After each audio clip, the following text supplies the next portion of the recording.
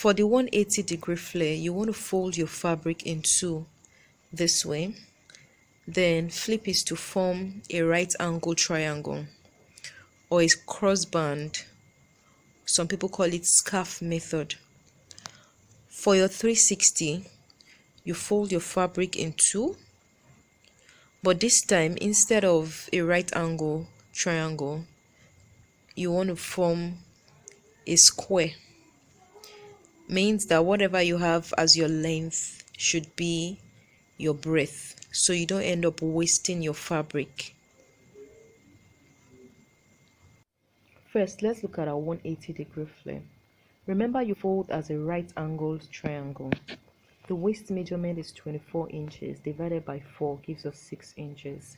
Using trial and error method, you want to go through an imaginary curve on your fabric. Do not make the curve too much. Just curve it out until you get to 6 inches, which is the waist measurement. Mark it. From the edge of your fabric, wherever that gets to, you take it all the way around to give you a proper curve. Then on the curve, you want to see if you have gotten the right measurement. After your waist measurement, next is the length. Once you have gotten your length from your waist, you want to take your tape rule back to the tip and take that measurement all the way round. Then you want to add your zip allowance. I'm adding just 1.5 for the zip allowance here.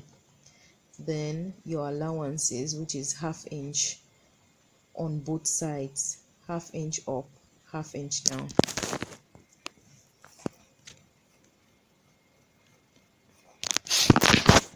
For your 360-degree flare, remember you fold as a square. Now to the calculation. You want to add your waist measurement to your zip allowance.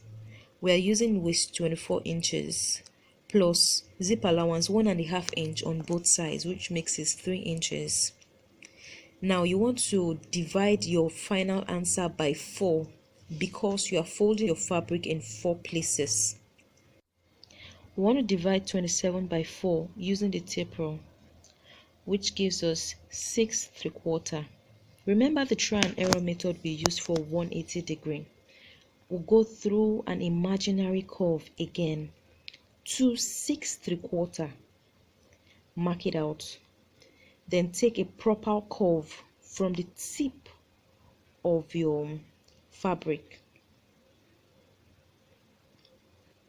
Now once you have gone round, you want to cross check on that curve if it gives you 6 3/4. Now I want to get the length of our flare. Remember, your length is first taken from your waist to wherever your length is before you go back to the tip of your fabric. Then take it all the way around for uniformity. Now add your seam allowance, 1/2 inch at the top, 1/2 inch at the bottom.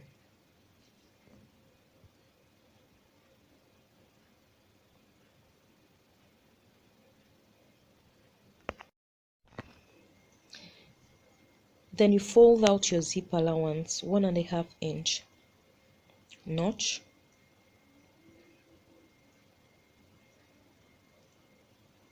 Cut open your zip allowance. Now to our 720-degree flare. This simply means 360-degree plus 360 gives us 720, right? Means that we have 2 360 flares, one in front, one in back. So now that our waist is 24, the front will be 12 inches while the back will be 12 inches. Then our waist allowance, 1.5 on both sides, will give us 3 inches. Remember, 360 does not have any cut, so you have to cut it open so you can join into a very long piece. Now when you cut it open, this is what you have. You join with 1/2 inch on both sides, then the other 2 parts remains your zip allowance, 1.5 1.5 inch each. When you join all these allowances, you will have 4 inches plus your waist, which is 24, gives you 28. You divide by 2 because you have 2 flares. One takes 14, the other takes 14. Now, because you are folding your fabric in 4 to cut the first one, you divide by 4. So the circumference of each flare will be 14 divided by 4. When you're done cutting both flares, you want to make them a long single piece. So join with 1/2 inch on one side, then the other side is your zip allowance, 1.5 inch each. Now let's move to 1080-degree flare. This means that we are going to have 360 degrees, one 360, two 360, and the third 360. To get the waist, we are going to add our waist measurements and all the necessary allowances, including the zip allowance and those allowance that we are going to add to make it a very long piece. You know, we join with 1/2 inch allowance, right?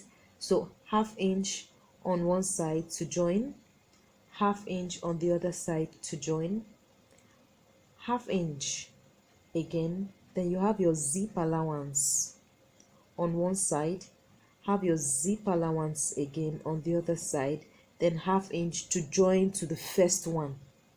Do you get? Now we want to open it up completely.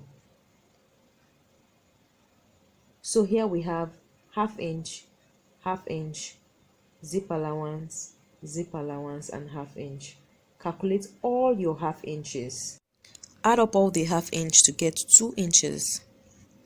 Now your zip allowance, 1.5 inch on both sides, gives us 3 inches. Say your waist is 24 inches. Add up all the allowances, seam and zip, which is now 29 inches. Remember, we have 3 flares, 360 each. So this tells us that we are going to divide 29 into 3 to get 3 flares. Doing that, we'll have 9.6 for the circumference of each flare. Remember, we fold into 4, so we have to divide into 4. So each flare will be 9.6 divided. Now 1440 is very similar to 1080. This time we're going to have 4 flares, which simply means we're going to divide our waist by 4. But then we need to know all the allowances we are going to add in joining the flares together. That means those 1/2 inches, right? So we are going to calculate them. 1/2 inch on each side, zip allowance on just 2 sides, 1.5, 1.5. So calculating all our 1/2 inches, we will have 3 inches, then zip allowance 3 inches. We add all this to the waist measurement to give us what we'll be dividing. So now after adding, we have it as 30 inches. So each flare will take 1/4 of 30. That means you have to divide 30 by 4. So the circumference of each flare will be 7.5 divided by 4. You know why? You are folding your fabric in 4.